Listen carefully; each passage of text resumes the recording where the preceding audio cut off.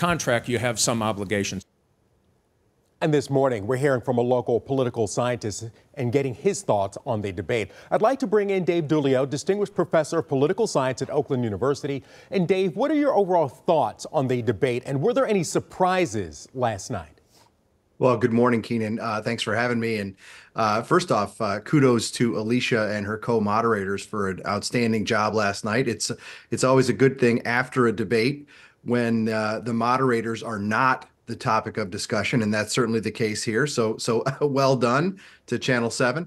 No real surprises for me. I think that the contrast between these two candidates could not be clearer. And we saw that last week in the first debate that the two had. We certainly see it in the messages that are coming from the campaigns.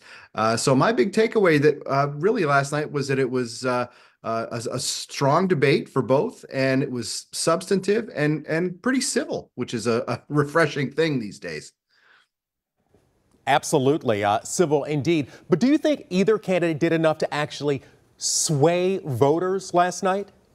So I think that we are at a point in the campaign where there are just so few undecided voters left that a more important element of the campaign for both sides, and this holds frankly for the Senate candidates, for the presidential candidates, for the competitive U.S. House seats that we have.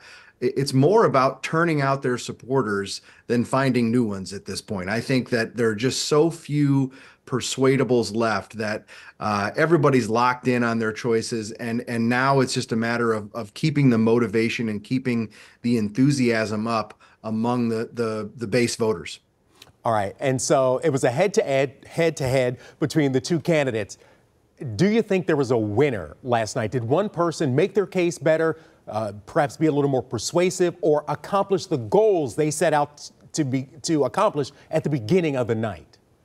You know, I think we often think of these debates as this one-on-one where there's going to be a winner and a loser, and I would encourage your viewers to look at it a little differently and just think about the voters, right? Did the voters win last night? And I think they did. I think, again, the contrast couldn't be clearer on so many different issues with these candidates. And I think voters got what they needed to if there are persuadables out there, to make up their minds. All right, and so we will be watching what those persuadable voters do. And of course, the candidates will use the next 3 weeks to try to sway those persuadable voters as well. Dave Dulio, Distinguished Professor of Political Science at Oakland University, thank you so much for your